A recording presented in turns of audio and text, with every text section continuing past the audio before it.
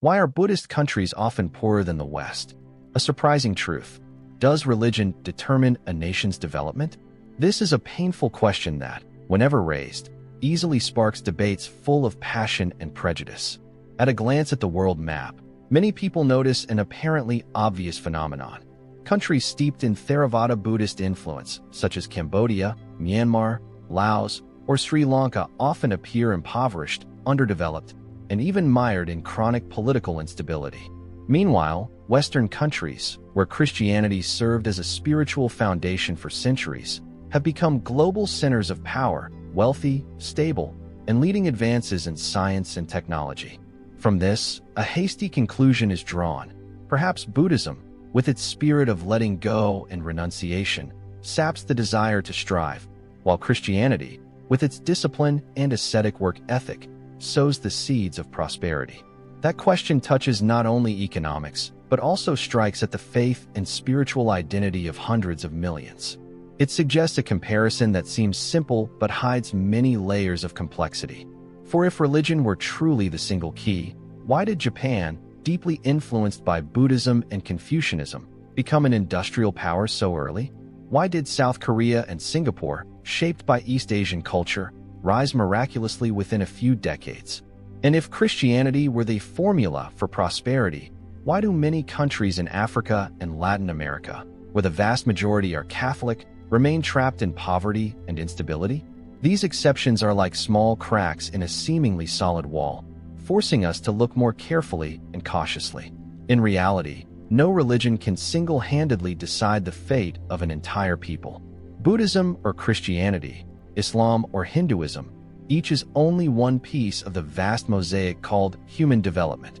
The flourishing or decline of a nation also depends on geography, resources, trade routes, political institutions, education, historical legacies, and countless other variables. Yet within this maze of factors, religion still plays a special role. It is not only personal belief, but a civilizational temperament that shapes how people approach life, how societies organize themselves, and how nations advance. The danger comes when we absolutize one factor and use it as a pretext for judgment. Some say Buddhism makes societies poor because it teaches people to let go. Others counter that Western wealth came simply from colonial plunder and forced conversion. Both views are one-sided, turning religion into either a culprit or a panacea, while forgetting that religion is fundamentally a mirror. That mirror, when held up to a society brimming with the urge to conquer, reflects crusades and colonial empires. But when it faces a community yearning for peace, it reveals the image of a tranquil temple where a bell reminds people to turn inward. For more than 2 millennia, Buddhism and Christianity have moved in parallel, each leaving deep marks on the stream of human history. Christianity helped shape Western civilization with its brilliant achievements in science, technology, philosophy, and art, while also bearing the stains of holy wars, colonialism, witch hunts, and religious conflicts. Buddhism, by contrast, has rarely sparked religious wars and often spread peacefully, open to and harmonizing with local beliefs. Yet that very harmony, without reform, can harden into prolonged stillness, making societies sluggish, slow to change, and ill-adapted to the waves of global industrialization. But is it fair to look only at a few poor Southeast Asian countries and blame Buddhism as the cause? If we do, we overlook a host of other factors. Cambodia was ravaged by the Khmer Rouge, an extreme atheistic regime that in no way represented Buddhism. Myanmar was ruled by the British, and after independence fell into a cycle of military coups. Sri Lanka endured decades of ethnic civil war between Sinhala and Tamil. Laos was caught in the Indochina Wars. All these wounds left heavy legacies that stunted development. To pin it on Buddhism is to forget the blood-stained geopolitical and historical layers that imprisoned those peoples in poverty. Conversely, it is undeniable that Christianity once walked hand in hand with Europe's conquests. For centuries, ships set sail for God and for gold. Churches, crosses, and guns traveled together. Through this, Europe amassed vast capital, expanded global trade networks, and extracted resources from other continents. The price was immense. Millions of Africans were enslaved. Millions of indigenous peoples in the Americas were annihilated. Numerous native civilizations were erased. The West became strong and rich, but that wealth was not born solely of work ethic. It was also built by the blood-stained hands of empire. In the end, the issue is not whether Buddhism or Christianity is right or wrong, but how people choose to live with their faith. A religion can become a torch that lights reform, compassion, and communal responsibility. It can also become a cloak that conceals dictatorship, conservatism, stagnation, or expansionism. Religion is not the sole cause of wealth or poverty, but it helps shape the spirit of the age a people carries on its path of development. Therefore, when facing this painful question, rather than rushing to blame or praise, we need a sober view. Religion is only one variable in the grand equation of history. Geography, institutions, war, education, and technology blend together to determine a nation's contours. Buddhism or Christianity, if rightly understood and lived, can become a supporting force, not shackles that bind development. When we speak of national development, we often equate it with numbers like gross domestic product, per capita income, and annual growth rates. But development, if confined to economic metrics alone, is shallow and misleading. There are societies materially wealthy yet riddled with stress and spiritual crisis, and there are communities living simply yet preserving happiness, cohesion, and inner peace. So what truly is the standard of development? If we look at Theravada Buddhist countries in Southeast Asia such as Cambodia and Myanmar, or farther to South Asia like Sri Lanka, we see a reality that is not the poor yet serene picture outsiders sometimes imagine. Cambodia was torn apart by a crimson wound that took millions of lives and shattered its social structure. Myanmar has sunk into military coups, ethnic civil wars, and prolonged isolation. Sri Lanka, though it had brief years of prosperity, was set ablaze by nearly 3 decades of civil war between the Sinhala and the Tamil. Even Laos, though more peaceful, has been constrained by weak infrastructure, dependence, and a lack of reform momentum. Poverty, political instability, and social conflict together mean these nations lack not only material wealth, but also the peace of mind of a secure community. By contrast, when we look to the West, we see a very different picture. These are wealthy societies with strong rule of law systems, functioning democracies, comfortable material living standards, and guaranteed social welfare. People there are not fleeing war or living in constant fear that a coup will erupt overnight. Yet in exchange, the very pace of industrialization and urbanization, the fierce competition at work, and the relentless wheel of consumption create a new kind of instability, spiritual instability. People live amid material abundance, yet easily fall into emptiness, anxiety, and depression. In this context, a striking paradox appears. Many Westerners, though not identifying as Buddhists, turn to meditation, mindfulness, yoga, and retreats for healing, all rooted in the Buddhist spirit. They work by day in harsh environments to earn money, then need an evening meditation class to regain balance. They may be Christian in religious affiliation, yet in daily life, they borrow mindful breathing to withstand pressure. This shows that development, if measured only by money or infrastructure, has never been sufficient to reflect true human well-being. The question, what is development, compels us to widen our lens.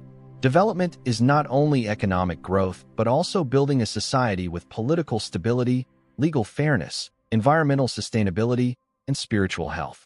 Cambodia, Myanmar, and Sri Lanka have not achieved this not only because they are poor, but because of instability, weak political institutions, and historical wounds. The West, though it has attained wealth and stability, pays a price in mental strain and must look east for a remedy. From this, one point becomes clear. Religion cannot by itself determine the level of development. A Buddhist society is not necessarily serene if its political and economic institutions do not secure stability. A Christian society is not necessarily strong if it falls into injustice, violence, or corruption. For that very reason, we must be sober and avoid equating poverty with Buddhism or equating strength with Christianity. Development, in the end, is a nation's capacity to nourish 2 dimensions: material prosperity and spiritual well-being. If there is wealth but restless hearts, that society remains incomplete. If there is virtue but hunger and instability, that society will struggle to endure. The ideal humanity should seek is not an extreme at one pole, but a balance. Wealth should go hand in hand with inner peace, and political stability with mental stability. If we look only at a few Southeast Asian Theravada countries and conclude that Buddhism makes a nation poor, that is plainly a one-sided judgment. In reality, the world offers many exceptions that quickly undermine such a hypothesis. These exceptions are the mirror that reflects the truth. No single religion decides wealth or poverty. The key lies in how a society lives its faith within its geographic and historical context. Look to Northeast Asia, and we find Japan.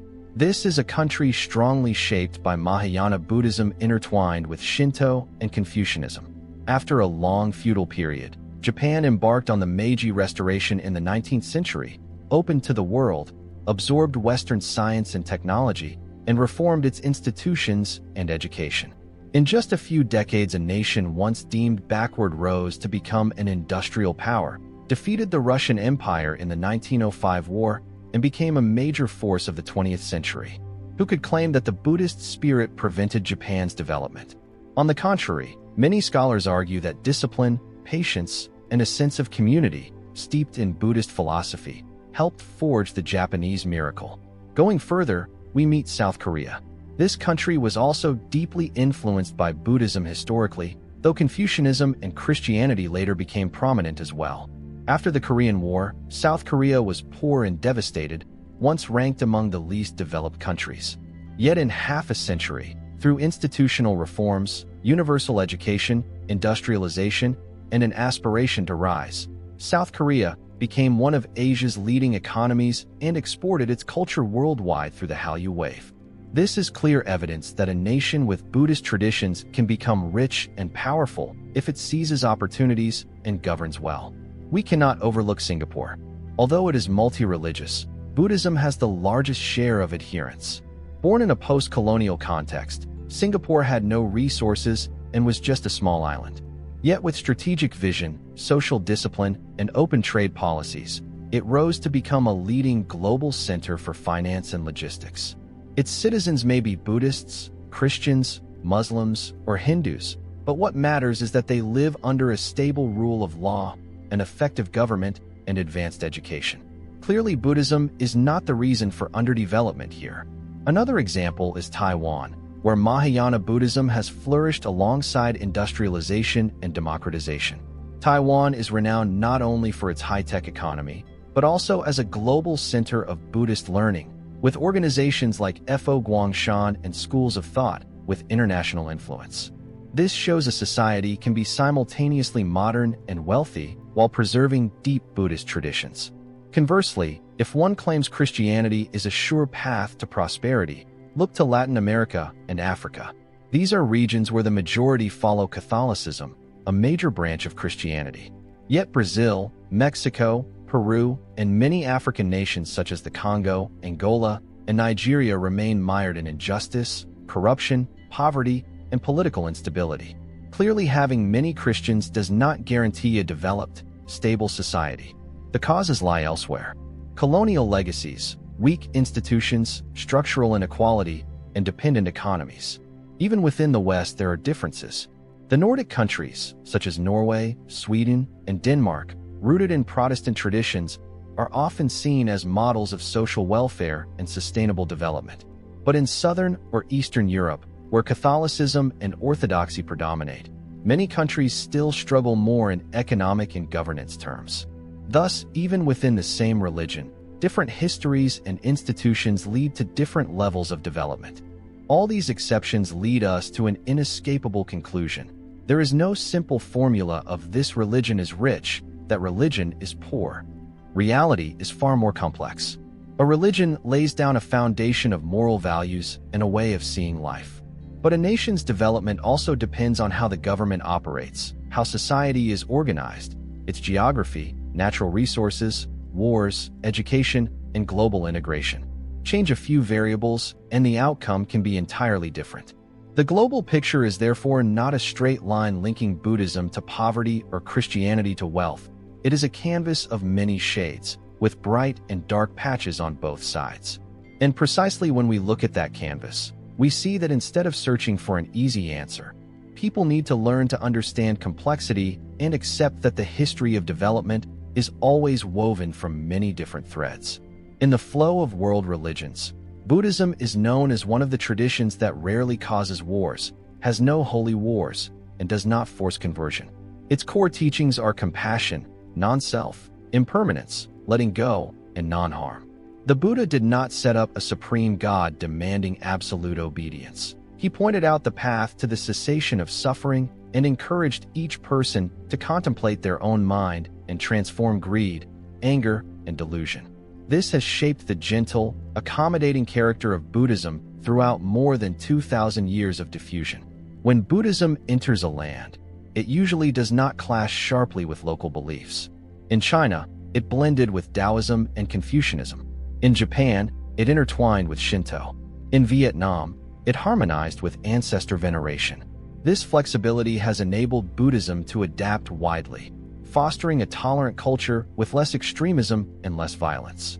However, the very spirit of letting go, which is a spiritual bright spot, can become a limitation when placed in the context of national development. In doctrine, letting go means releasing attachment, desire, and ego clinging. But when misinterpreted, letting go can be taken as resignation, accepting adversity without seeking change. For an individual, seeking inner peace through meditation is excellent for the inner life. But if an entire society turns only toward inner tranquility without building mechanisms for material, scientific, and technological development, that nation will struggle to break through. For centuries, Southeast Asian dynasties made Buddhism a state religion. Kings built temples and sponsored the Sangha. Yet many dynasties also allowed society to sink into stillness. People prized merit over wealth, considered offering to monks more important than investing in production. To some extent, this preserved harmony and prevented uprisings. In the long run, however, it made strong reforms harder to undertake. We can see this clearly in Myanmar. Although rich in natural resources, Myanmar's society operated for centuries within conservative frameworks. The Buddhist Sangha wielded great influence, but that influence was often exploited to maintain the old order rather than drive reform. When the spirit of letting go and acceptance is harnessed by the authorities, it can become a tool to preserve the status quo instead of a motor for renewal. This does not mean Buddhism itself hinders development. Properly understood, letting go is not the same as giving up. Letting go is abandoning greed while still nurturing the aspiration to contribute. Letting go is relinquishing ego clinging while still advancing science, art, and commerce with a spirit of selflessness and altruism. A society imbued with Buddhism in the right way can become both compassionate and disciplined. Japan, South Korea, and Taiwan are testimonies to this. They have preserved discipline, humility, and refined conduct, qualities close to Buddhist teachings, while still pursuing vigorous industrialization. The issue lies in how people and institutions interpret the Buddhist spirit. If letting go is interpreted as resignation, a nation will lag. If it is interpreted as inner autonomy that frees people from the slavery of desire so they can focus on creativity and service to society, it becomes the foundation for sustainable development. Another important point is that Buddhism exalts compassion and non-harm. These are deeply humanistic values that help reduce violence and conflict. Yet in the competitive current of history, such values meant many Buddhist countries lacked the expansionist ambition to seize markets, resources, and territory, as Western empires once did. Instead of invading, many Buddhist kingdoms chose to live amicably, expanding little through force. This preserved peace, but also left them trailing in the race of globalization. Here we see a paradox. The very qualities that make Buddhism humanely beautiful become limitations in a fiercely competitive world. Compassion reduces bloodshed, but leaves fewer fangs to protect and expand national interests. Letting go calms the mind, but easily turns into resignation. In that intersection, Buddhist countries need transformation, preserve compassion and letting go to safeguard our humanity, while learning to combine them with the drive to innovate, reform, and create. Without transformation, letting go will be misunderstood and become an excuse to delay every step forward. Used correctly, however, letting go does not stifle development. It makes it more sustainable because it prevents people from falling into a blind spiral of greed. A society that both practices true letting go and cultivates responsibility can go far. If Buddhism is known for letting go and non-harm, Christianity in history is linked to a nearly opposite trait, a spirit of conquest, labor, and ascetic effort. Its core doctrine affirms the presence of an omnipotent God, the sole creator, demanding absolute loyalty. This exclusive monotheistic faith forged a powerful sense of singular truth, which fueled worldwide missions and even bloody crusades. For more than a millennium of the Middle Ages, Christianity was not only a religion, but also the political and social foundation of Europe. The Church held great power, shaped knowledge, and set moral direction. Those who opposed doctrine were labeled heretics, persecuted, even executed. From this severity, however, emerged a distinctive ethos: labor as duty, asceticism as a sign of faith. After the Reformation of the 16th century, Protestant thought further advanced the belief that success at work, diligence, thrift, and accumulation are not merely personal benefits, but evidence of divine favor. The scholar Max Weber famously called this the Protestant ethic, the spiritual foundation for the birth of Western capitalism. Westerners, believing that labor is service to God, do not look down on manual work or commerce.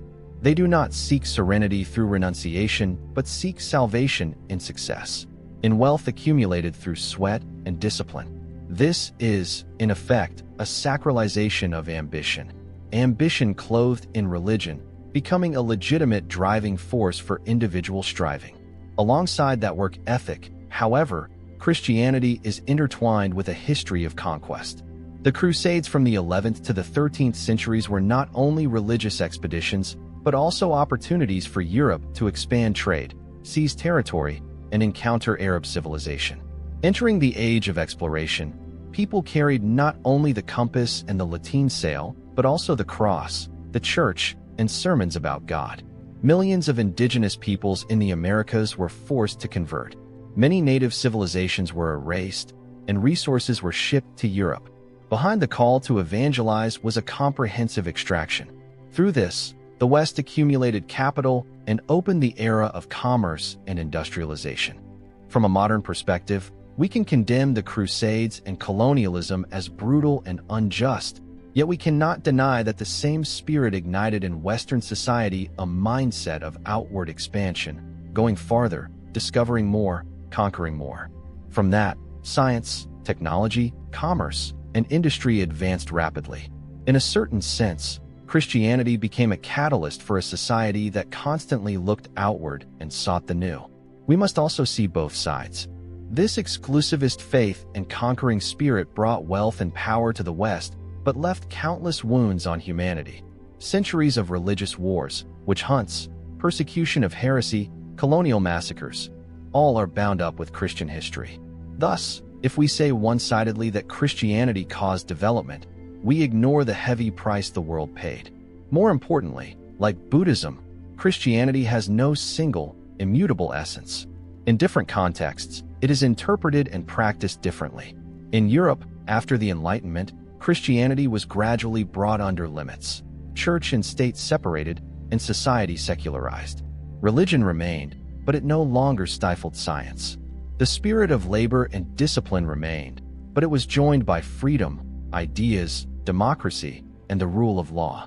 That balance is what truly underpinned the West's leap forward. What lesson follows? Christianity is not a master key to prosperity. It is one piece of the puzzle, yet a special piece, because it legitimized ambition, turning the desire to conquer into a sacred value. That sacralization helped generate a developmental drive for an entire civilization, even as it sowed the seeds of suffering, war, and injustice that humanity still remembers. In other words, Christianity does not simply teach people to get rich. It teaches them to work, to be disciplined, and to believe in a transcendent meaning of success. Hence, while Buddhism encourages letting go to find inner peace, Christianity encourages conquest to find salvation. This difference produced two relatively distinct developmental paths, one oriented inward, the other outward. Looking at human history, we see an undeniable rule. Ambition has been the engine behind many civilizational leaps. From the ocean voyages of Columbus and Magellan, to the industrial revolutions in Britain, to the space race between the United States and the Soviet Union, all were lit by the ambition to surpass old limits, to seek the new, to expand territory, markets, or knowledge. Ambition kept humanity from stopping at sowing wheat. It invented the steam engine, developed electricity, and moved toward today's artificial intelligence. But ambition is not always radiant. It is like a flame. Controlled, it warms and illuminates. Unleashed, it burns everything down. Western history shows both faces. On one side, ambition propelled the West to become a global center of science, industry, and finance. On the other, the same ambition led to colonialism, slavery, exploitation, and world wars that cost tens of millions of lives.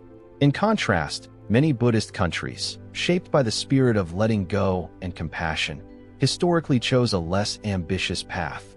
They did not routinely launch expeditions to expand across continents, did not run globe-spanning arms races, and did not build far-flung colonial systems like Europe.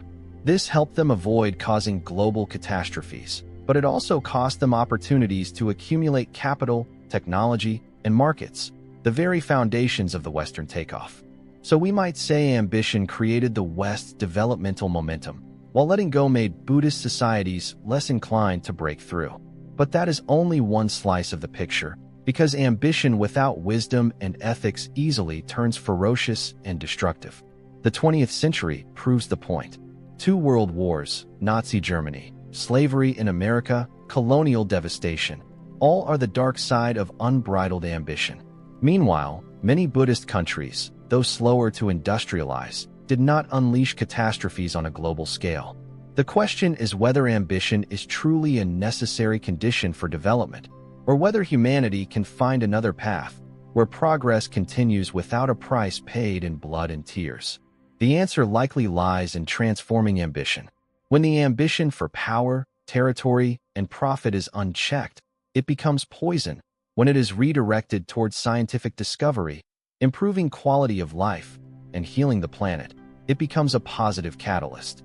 In fact, the modern world shows a shift. After centuries of expansionism, the West faces crises: climate, mental health, and faith.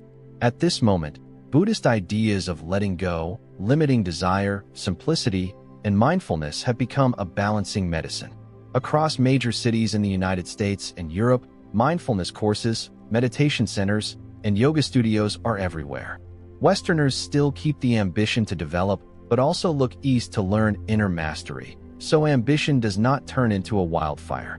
Conversely, many East Asian nations are learning to channel ambition positively. Japan, South Korea, Taiwan, and Singapore, steeped in Buddhist Confucian cultures, have combined discipline and humility with the ambition to advance industry and technology.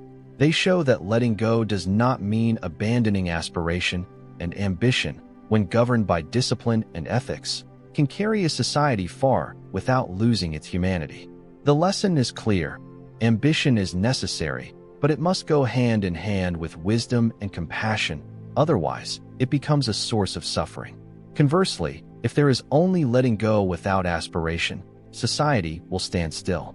What humanity needs is not to choose one extreme, either absolute renunciation or absolute ambition, but to find a balance.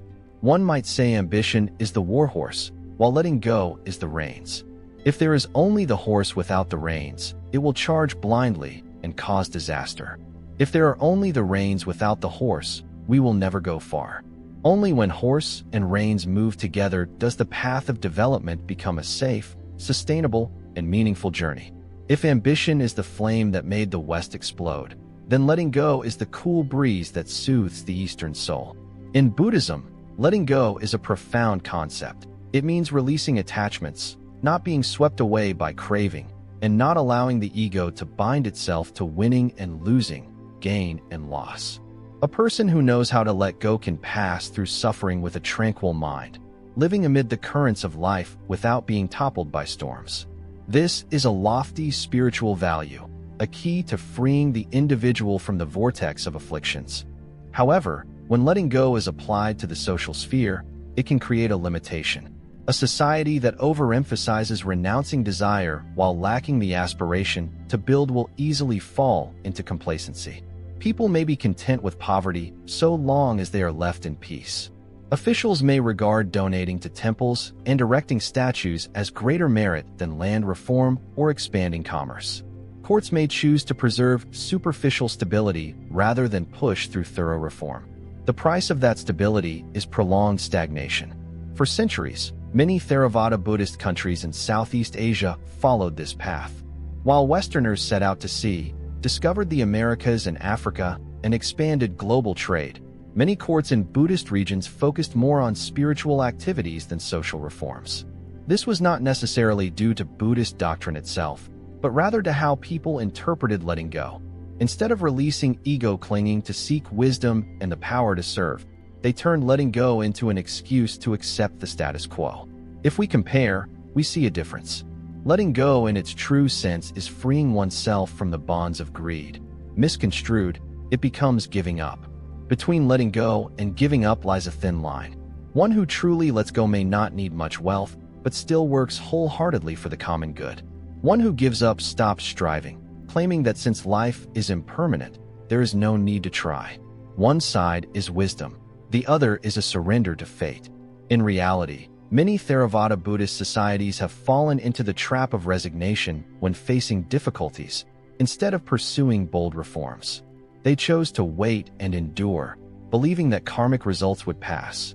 That spirit grants people extraordinary endurance, yet it deprives nations of the drive to break through.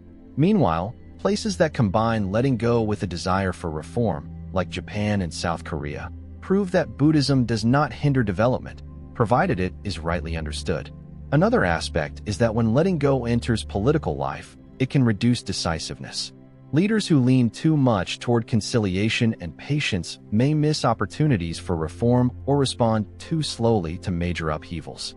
In a fiercely competitive world, such delays can set a nation back by decades. This is the limit many Buddhist countries have faced, short-term stability traded for long-term stagnation. Even so, we cannot deny that letting go brings many social benefits. It reduces conflict, fosters altruism, encourages reflection on cause and effect, and discourages wrongdoing. A society imbued with letting go will rarely see massacres over belief, and is less likely to wage theocratic wars like those in medieval Europe. The issue is how to ensure letting go does not become an excuse for inertia.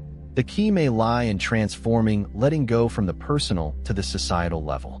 Personal letting go aims at inner peace. Social letting go must be understood as abandoning rotten mechanisms and outdated habits to make room for reform. Letting go is not sitting still in acceptance. It is the courage to leave the obsolete behind and step into the new.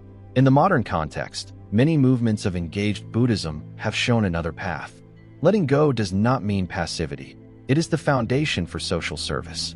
A monastic can relinquish personal desires, yet still work tirelessly for peace, the environment, and social justice. A community can let go of collective greed, yet still develop science, education, and healthcare in service of humanity.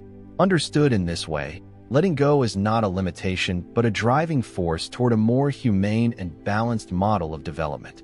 When analyzing a nation's rise or decline, religion alone is not enough.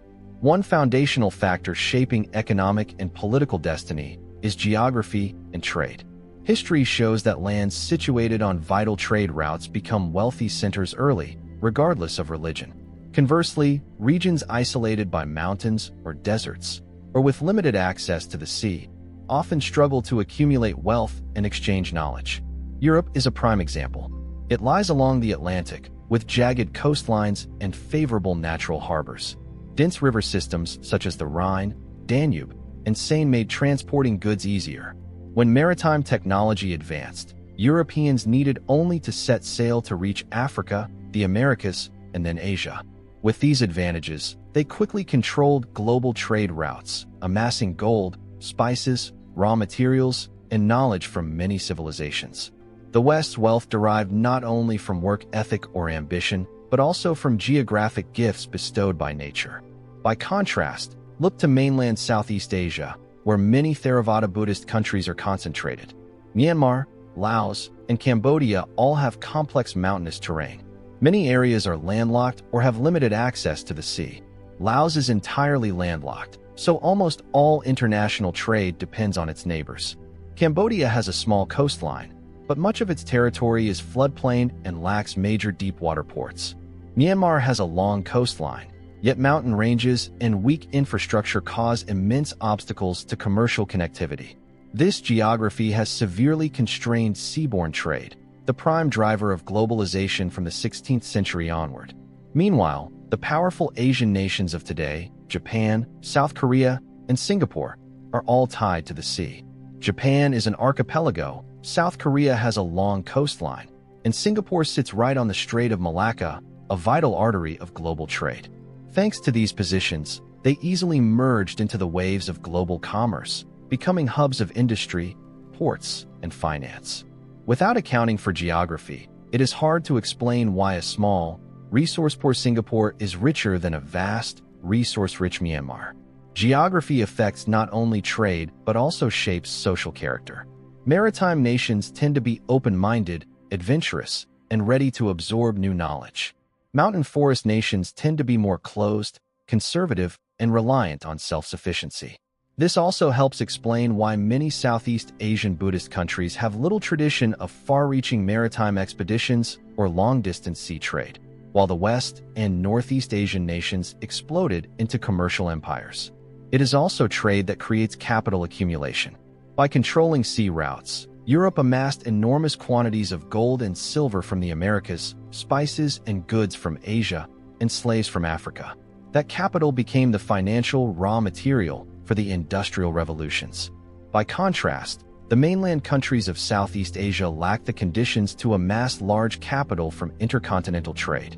Their domestic resources were exploited by colonial powers, yet did not become a foundation for indigenous industrialization.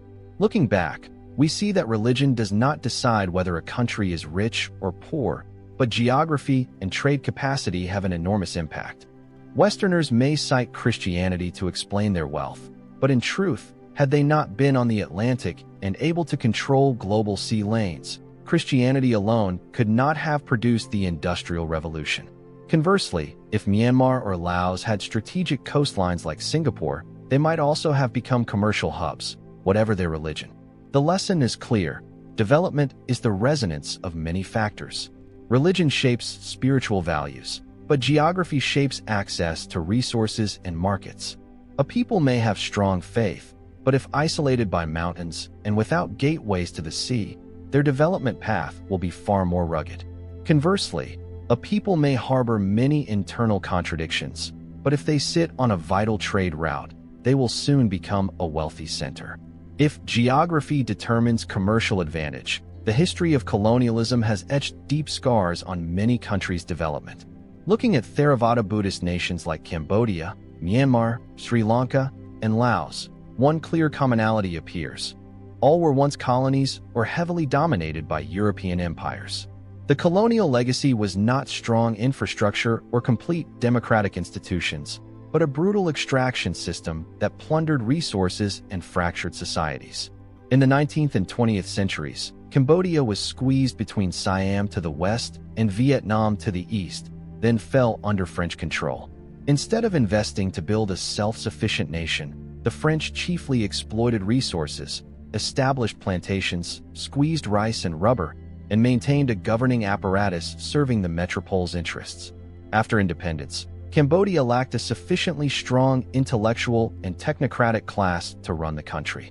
That vacuum was quickly filled by political conflict, culminating in the Khmer Rouge catastrophe that shattered society, damage still not fully healed today. Myanmar has a similar history. Once a powerful Southeast Asian kingdom, it suffered successive defeats to the British Empire in 3 Anglo-Burmese wars during the 19th century.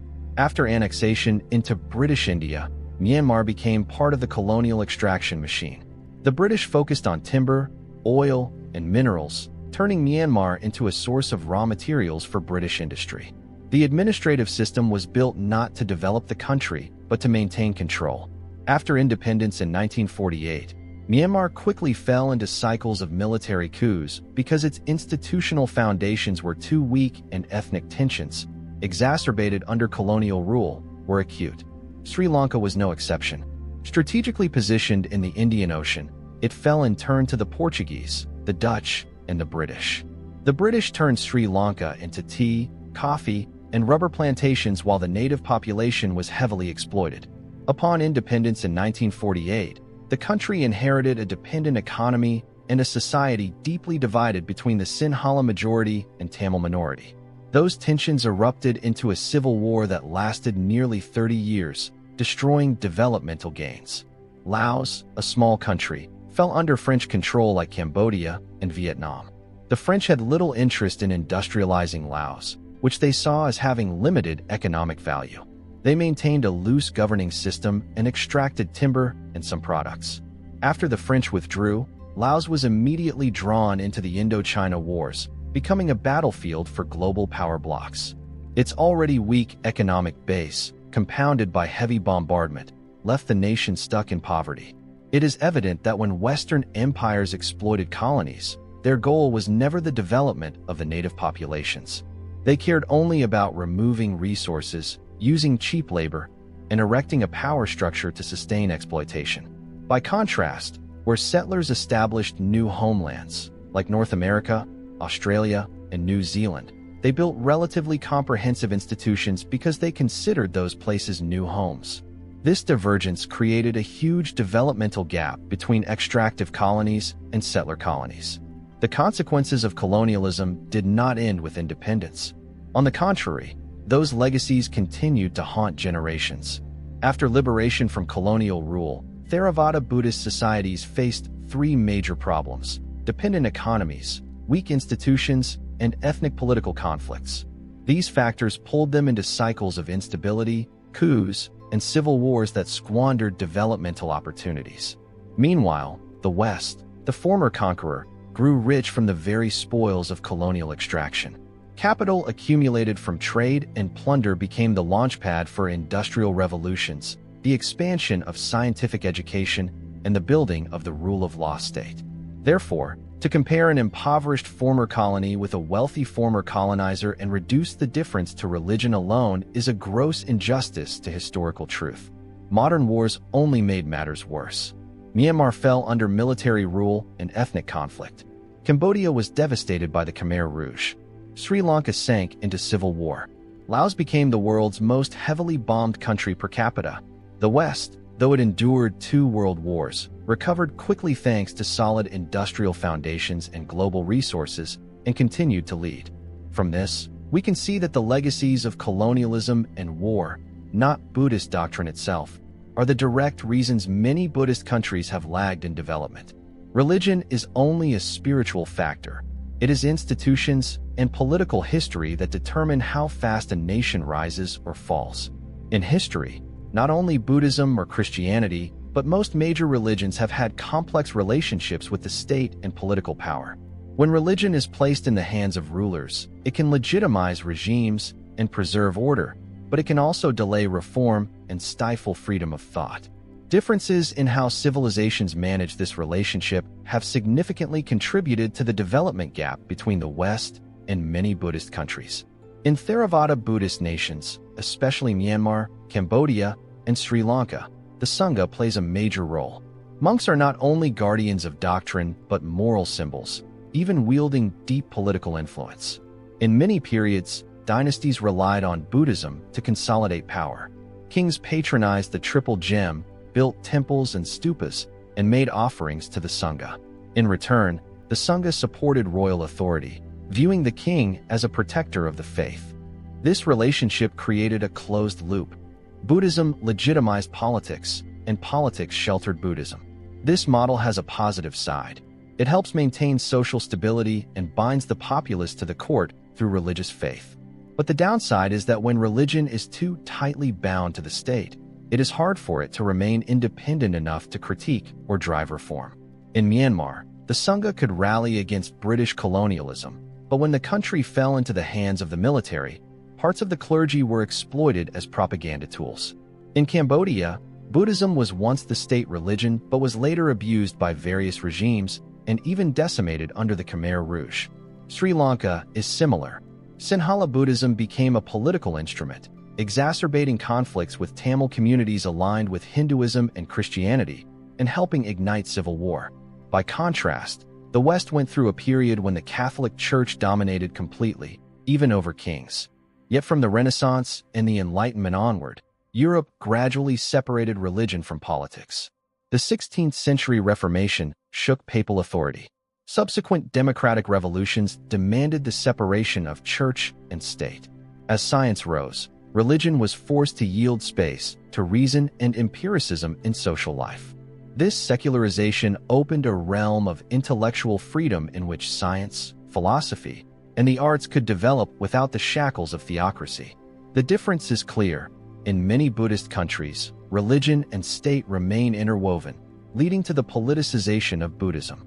When secular power wants to maintain order, it encourages the populace to accept their lot, appealing to the spirit of letting go to accept the status quo. This inadvertently slows reform. In the West, while Christianity remains deeply present in cultural life, its separation from the state created conditions for science and technology, market economies, and democracy to flourish. A concrete example is education. In the West, once the church's grip loosened, universities became centers for research in science, philosophy, and medicine. In many Buddhist countries, the Sangha still held a central role in education, but the focus was primarily on scriptures and ethics rather than applied science. As a result, when the Industrial Revolution erupted, the West already had a strong empirical scientific foundation, while Buddhist countries lacked the base to keep pace. Importantly, it is not Buddhism itself that blocks reform. The Buddha never encouraged political conservatism. The problem lies in rulers exploiting religion to maintain power. Instead of fostering mindfulness, many dynasties turned letting go into a tool for pacifying the masses. When religion becomes a cloak for politics, it loses its original illuminating power. From here, the lesson is plain. A nation can develop only when religion and the state are put in their proper places. Religion should play a moral and spiritual role, helping people live virtuously and peacefully. The state should handle governance, driving the economy, science, and the rule of law. When the two are muddled, society tends to stagnate. When they are distinct yet mutually supportive, society has a chance to advance. In the modern world, many Buddhist countries are learning this lesson. In Thailand, although Buddhism remains influential, there have been efforts to secularize parts of social life. In Taiwan, Buddhism has flourished alongside democratization without dominating politics. As a result, the country is both prosperous and spiritually rich. Thus, the relationship between religion and the state is not unique to Buddhism or Christianity. It is an age-old problem. If they cling too tightly, society becomes conservative. If they are too far apart, people may lose moral direction. But if we find a balance, religion uplifting the spirit and the state supporting material well-being, the two can complement each other and form a solid foundation for sustainable development. If geography and war provide the backdrop, education and knowledge are the long-term keys to development. A nation may be poor in resources and suffer colonial rule, yet with a strong education system it can recover and rise. Conversely, a country rich in resources that neglects education will find its wealth fleeting and easy prey for others. It is precisely differences in education that have sent the West and many Asian countries down divergent paths. In Theravada Buddhist countries, education for centuries was tied to temples and the Sangha. Children, especially boys, were often sent to monasteries to learn literacy, scriptures, and morality. This was a rudimentary universal education that enabled much of the populace to read and absorb basic ethical values. Thus, Buddhism played a vital role in preserving cultural identity and social cohesion. The major limitation, however, was that the curriculum centered on canon, Pali or Sanskrit chanting, and moral teaching, with little emphasis on experimental science, engineering, commerce, or administration. This made it difficult to form a specialized intelligentsia capable of driving industrialization. By contrast, the West, especially from the Renaissance onward, gradually moved education out of the church's hands. Universities ceased to teach only theology and expanded into medicine, mathematics, and natural philosophy. When the Enlightenment surged, reason and empiricism became the new methods for understanding the world. People no longer studied only to serve the church, but to conquer nature, create techniques, and invent machines. That shift produced a leap from an agricultural economy to an industrial economy, and then to a knowledge economy. This difference became a deep divide. While many Buddhist countries were still training generations to chant and preach, Europe was training generations of engineers, physicians, merchants, and philosophers. When the West entered the Industrial Revolution, many Asian countries had not yet escaped the traditional agricultural economy. This was not the fault of Buddhist doctrine, but of delays in educational reform. A spirit of letting go and inwardness, if not paired with reform, makes a society content with the old and lacking the drive to branch into new fields. Even so, we should be fair. For centuries, Buddhist education preserved a certain moral foundation in largely illiterate societies. Thanks to temples, many rural areas had places to teach literacy and maintain local culture. This was very different from many countries in Africa, where colonizers stripped away cultural foundations and left no educational system for the native population. The issue is that once the world entered the age of industrialization, that traditional system could not produce a technocratic class capable of global competition. An interesting point is that where Buddhism combined with Confucianism, as in China, Japan, Korea, and Vietnam, education leaned toward examinations, classical Chinese, and Confucian canon. Compared with Theravada Buddhist education, Confucianism at least produced a class of officials able to administer the state apparatus. When these countries opened to the West, they quickly had an intelligentsia capable of learning and reforming. Japan is the prime example. Within a few decades of the Meiji Restoration, it sent thousands of students to Europe and the United States to study science, military affairs, and law, then returned to build the nation. This shows Buddhism itself does not block development. But if a society confines education to scriptures without reform, it will struggle to keep up with the world. While the West created the steam engine, the power loom, and the railway, many Buddhist countries still focused on building more temples and staging more festivals, and the gap widened. In the 20th century, many Buddhist countries recognized the problem and began educational reforms. Sri Lanka once had one of the region's stronger systems, but prolonged wars shattered the gains. Myanmar and Cambodia also tried to expand schooling, but political instability cut plans short. Only places like Taiwan, South Korea, Japan, and Singapore, which blended East and West, built modern education and pulled ahead.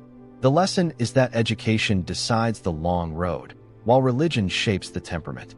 If a society can combine the Buddhist spirit of letting go and compassion with a modern scientific education, it will have the foundation for sustainable and humane development. If, instead, it remains content with the old education, then whatever the religion, it will be left behind in the global race. When considering why many Theravada Buddhist countries have developed slowly, we cannot ignore a key factor. Prolonged conflict and political instability are decisive. No economy can thrive when governments change constantly, war and violence flare frequently, and public trust in institutions erodes. Ironically, lands proud of their Buddhist cultural heritage suffered some of the 20th century's worst political tragedies. Myanmar is the textbook case. After independence in 1948, instead of building a stable democracy, the country fell quickly into coups. The military seized power and erected a dictatorship that isolated the nation for decades. During that time, ethnic minorities such as the Karen, Shan, and Kachin repeatedly rose in rebellion, making civil war seem endless. Myanmar's rich resources, from jade and teak to oil and gas, became spoils for a small group tied to the military, while the vast majority remained in poverty. Cambodia endured an even more horrifying wound. Under the Khmer Rouge led by Pol Pot from 1975 to 1979, the country became a machine of genocide. Nearly 2 million people died from starvation, torture, and executions. The intelligentsia were wiped out, infrastructure was destroyed, society was shattered. Even today, Cambodia has not fully recovered from that trauma. This is clear proof that political instability and violence not only push an economy backward, but also destroy a society's foundations for generations. Sri Lanka, the island called the Pearl of the Indian Ocean, was torn by nearly 3 decades of civil war between the Buddhist Sinhala majority and the Tamil minority, who follow Hinduism and Christianity. Hundreds of thousands died, tourism and export industries stalled, and chances for development were lost. Although the war ended in 2009, social wounds still bleed, and suspicion and polarization remain unresolved. Laos did not suffer genocide or ethnic civil war on the scale of Cambodia or Sri Lanka, but it was trapped in the Indochina Wars. Millions of tons of American bombs rained down in the 1960s and 1970s, making Laos the most heavily bombed country per capita in history. To this day, many areas remain uncleared of unexploded ordnance, hindering agriculture and threatening daily life. A small, poor country, after war it became even harder to escape poverty. Looking to the West, we see a different picture. Europe did experience centuries of war, especially the 2 world wars. Yet after World War II, the West learned lessons and built stable institutions. The European Union, NATO, the United Nations, together with relatively robust democracy and the rule of law, enabled rapid recovery, reconstruction, and renewed advance. Many Buddhist countries did not have that fortune. They were trapped in unending political spirals. Crucially, this instability was not caused by Buddhism. On the contrary, Buddhist teachings of compassion and non-harm orient toward peace. Politics was the cause. Colonialism left fractures. Ruling groups exploited religion to retain power. Ethnic communities were divided. The result was prolonged instability. Without social stability, every effort at development dissolves into thin air. A society that wants to develop needs 2 things: political stability and social consensus. Lacking either, a country will struggle to break through. This is the hard-won lesson many Buddhist nations have experienced and are still experiencing. Conversely, when political stability is secured, as in Japan after the Meiji Restoration, South Korea after its reforms, or Singapore after independence, then even with a poor starting point, a nation can rise strongly. Thus, prolonged political instability and conflict are the real burdens slowing the progress of many Buddhist countries, not Buddhist doctrine itself. Religion can help soothe wounds, but when it is exploited by politics, it becomes part of the vicious cycle of instability. One of the most important factors distinguishing developed countries from laggards is not religion, but the quality of institutions and the rule of law. By institutions, we mean not merely the form of government, monarchy, republic, democracy, or dictatorship, but the entire way society is organized, how laws are enforced, how power is checked, and how people are protected. When institutions are strong and the rule of law is stringent, a country poor in resources can still rise. When institutions are weak and the rule of law fragile, even a resource-rich nation can decay indefinitely. Looking at many Theravada Buddhist countries, we see a common feature: weak institutions and an unsteady rule of law. In Myanmar, the military manipulates the government, and the law serves only a small clique. Instead of protecting the people, the law becomes a tool of repression. This drains public trust, fractures society, and prevents the economy, despite its potential, from taking off. In Cambodia, politics is dominated by interest groups, corruption is rampant, and power is concentrated in the hands of a few. Laws are applied arbitrarily and lack independence. As a result, although there is foreign investment, most of the benefits fail to reach ordinary people. Sri Lanka offers another example. Democracy exists in name, but ethnic and religious divisions prevent the legal system from operating fairly. The Sinhala majority controls politics, while the Tamil community is marginalized. This injustice was a principal cause of the Civil War. When the rule of law does not guarantee fairness for all citizens, resentment grows and development is stifled. Now look to the West. After centuries of war and turmoil, Western societies gradually built a robust rule of law system. Despite differences in political models, they share a commitment to the constitutional state.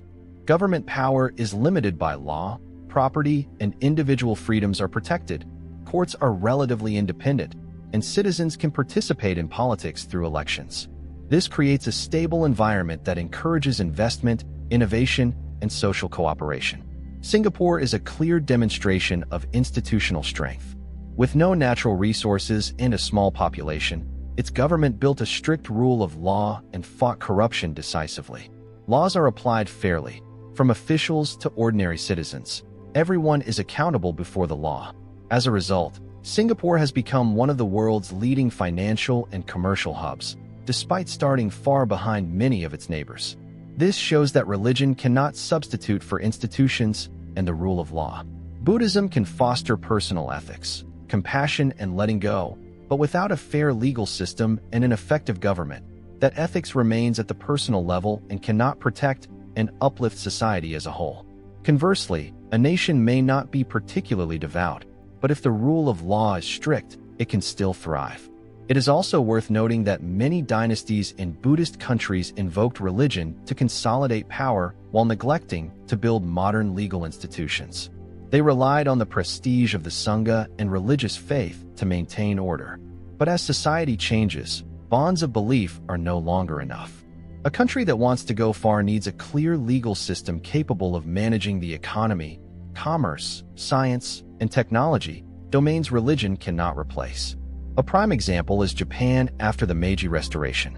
Japan did not abandon Buddhism, but it built a modern legal system on Western models, establishing a constitution, a parliament, and courts. This combination propelled Japan into an industrial power in a short time. It is strong evidence that institutions and the rule of law are critical launchpads, independent of any particular religion. Therefore, when comparing the West and Buddhist countries, we must examine the quality of institutions and the rule of law, not reduce everything to belief. If the West forged ahead by building the rule of law state early, many Buddhist countries faltered due to weak institutions, corruption, and lack of transparency. These are the real reasons the development gap persists. When discussing religion and development, we often think of direct influences, doctrines shaping attitudes, regimes ruling through religion, or wars erupting over differing beliefs. But there is a subtler, crucial dimension: religion as a source of soft power. Soft power does not lie in guns or money, but in the ability to persuade, inspire, spread values, and shape a nation's image on the world stage. For centuries, Christianity was the West's greatest soft power. When fleets crossed to the Americas, Africa, and Asia, they carried not only weapons and goods, but also the cross and sermons about God. Whatever coercion lay beneath, the outward form was civilizing and spreading enlightenment. Churches, schools, and hospitals rose alongside flagpoles and barracks. The image of white men bringing light became a political cultural narrative that legitimated colonial expansion. Thus, religion was not merely personal belief, but a soft power tool that opened the way for hard power. Buddhism, by contrast, did not expand in that way. As it spread from India to China, Korea, Japan, and Southeast Asia, it traveled peacefully along the Silk Roads, via merchants and missionary monks. There were no accompanying expeditionary armies, no threats of conversion by sword. Therefore, Buddhism did not become an instrument of global political expansion. Instead, it became a form of soft power at the cultural level.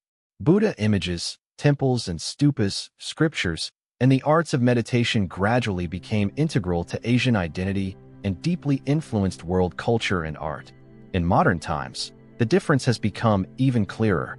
The West continues to use Christianity as part of its civilizational identity while secularizing to avoid constraint. Conversely, although Buddhism exerts little influence on politics, it has increasingly become an international soft power. Mindfulness meditation, yoga, compassion, and altruism have become familiar concepts across Europe, the United States, and Australia.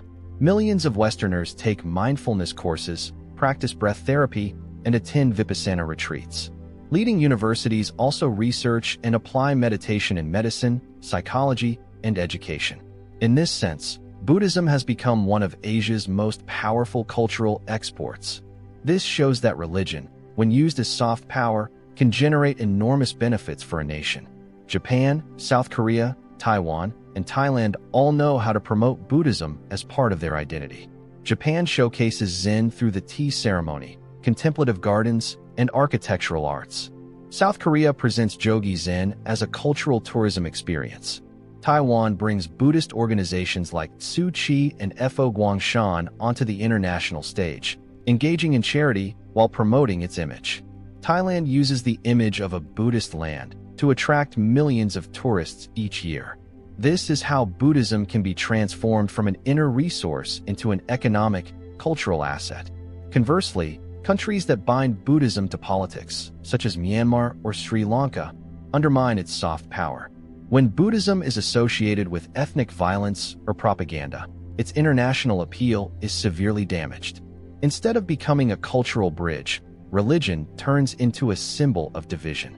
The key is to understand that soft power does not replace hard power, but complements it and elevates a nation's standing. A country with a strong economy but no cultural identity will have limited global influence. A country that combines economic development with cultural promotion, including religion, will enjoy a more durable position. The West once did this with Christianity. Today, many East Asian nations can do something similar with Buddhism. With its message of compassion and mindfulness, Buddhism is highly attractive in an era of global mental health crises. Modern people, though wealthy, are lonely, anxious, and stressed. They turn to Buddhism not to convert, but to find inner peace. This is an opportunity for Buddhist countries to turn traditional faith into a form of soft power, contributing not only to culture, but also to tourism, healthcare, education, and diplomacy. Thus, when assessing development, we should not measure only by GDP or technology, but also by the capacity to spread cultural and spiritual values. Buddhism is not the cause of poverty. It is a reservoir of soft power that remains underutilized. If properly harnessed, it can become one of the most valuable assets for East Asian nations on the path of global integration. Having examined geography, history, institutions, education, and religion, it becomes clear that national development cannot be reduced to a single factor. Yet at a high level, two distinct development models still stand out: the West with its Christian foundations, and Asia with its Buddhist traditions. These two models resemble two roads leading to different outcomes, each with its own gains and losses. The Western model emphasizes ambition, conquest, and the remaking of the world. Its driving force stems from the belief that labor, success, and expanding power are signs of grace. Combined with geographic advantages, global trade, and the colonial legacy, the West surged ahead to become the center of industrial revolutions, science and technology, and the rule of law democracies. The result is a society of wealth, modern infrastructure, and high material living standards. The flip side is that unbridled ambition led to two world wars, colonialism, environmental crises, and societies under mounting psychological strain. Westerners have prosperity, yet turn to meditation, yoga, and mindfulness, values from the East, to heal their souls. The East Asian model, especially in Buddhist countries, emphasizes letting go, peace, and harmony. Buddhist teachings urge people to reduce craving, turn inward, cultivate compassion, and practice non-harm. This fosters societies with less religious violence, fewer theocratic wars, and strong communal bonds. The downside is that without institutional reform and without expansive ambition, many Buddhist countries fell behind, prone to complacency and acceptance of poverty. Letting go, misunderstood as giving up, left societies without the drive to break through.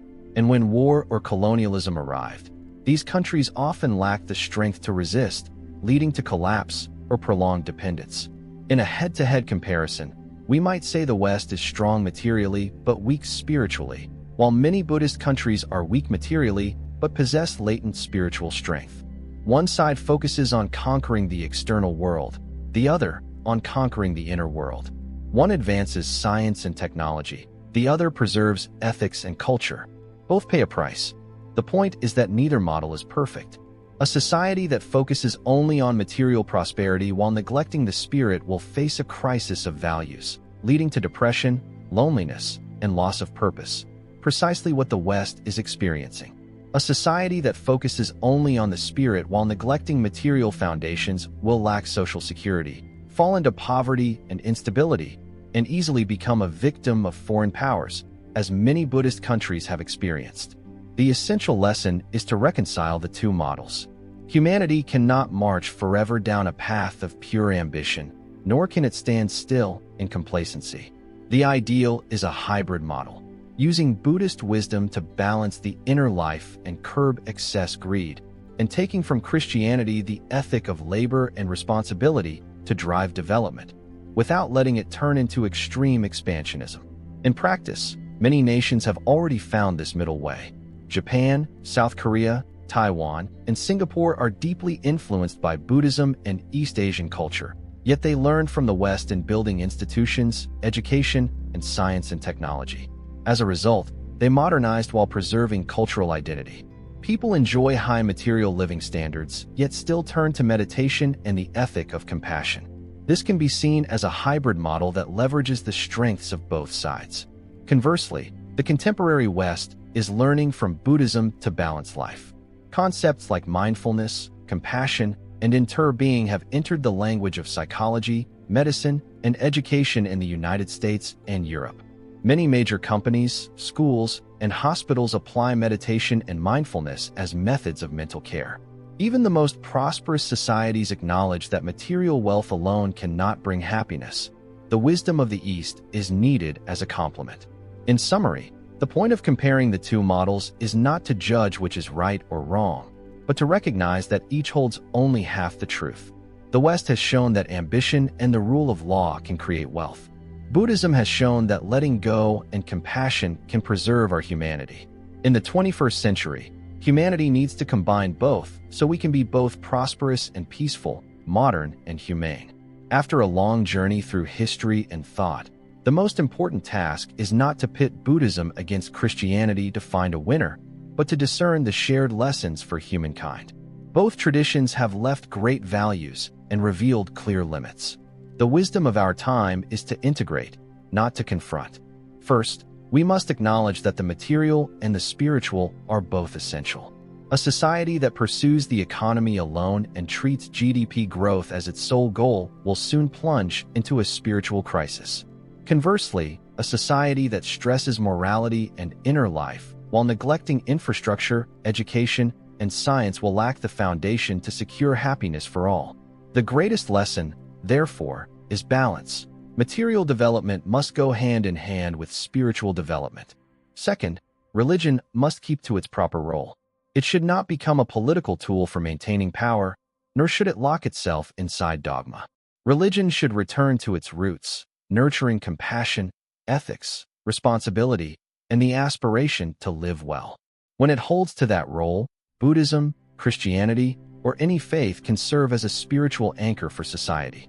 If exploited by politics or misunderstood, religion will be corrupted and cause the very tragedies history has shown us. Third, institutions and the rule of law are irreplaceable launchpads. Whatever the religion, any nation that wishes to develop needs a legal system that is fair, transparent, and that limits absolute power. This is the lesson the West drew from centuries of bloodshed, and it is the path many Asian countries must take to escape poverty and instability. A society may be multi-faith and multi-belief, but only with a solid rule of law will its people truly be equal and its development truly sustainable. Fourth, ambition must be transformed, and letting go must be rightly understood. Ambition lifted the West to great heights, but also sparked global wars and crises. Letting go helped many Asian communities preserve tranquility, but, when mistaken for resignation, left them behind. The lesson is that ambition must be paired with wisdom and ethics. Letting go must be paired with responsibility and action. Only their union can produce a civilization that is both strong and humane. Fifth, the soft power of religion and culture should be actively cultivated. In a globalized era, a nation's standing depends not only on technology or military strength, but also on its ability to project cultural values. With its messages of compassion and mindfulness, Buddhism can become Asia's global brand. With its traditions of charity and community, Christianity remains a source of inspiration for many Western societies. Properly used, both can complement each other and enrich humanity's shared identity. Finally, humanity must learn to dialogue rather than to clash. In the past, religions often competed, excluded, and even killed in the struggle for influence. Today, in the face of global challenges, climate change, mental health crises, inequality, we need cooperation more than ever. Buddhism can teach people to relinquish craving, live simply, and protect the environment. Christianity can teach responsibility and service. Science can provide the tools to solve problems. Combined, they offer our best hope of escaping the spiral of crisis. In a wider view, development is not the story of East or West, of Buddhism or Christianity alone, but the shared story of humankind. True development is when people have enough to eat and wear and also know how to live peacefully, love one another, and protect the earth. That is the ultimate lesson implied by both Western ambition and Eastern letting go, yet neither is complete on its own. Therefore, instead of arguing that Buddhism makes nations poor or Christianity makes them rich, we should see both as treasuries of human wisdom. Sustainable development will come only when we integrate the essence of both within a just institutional framework, a modern education system, and a society that accepts responsibility for both the present and the future.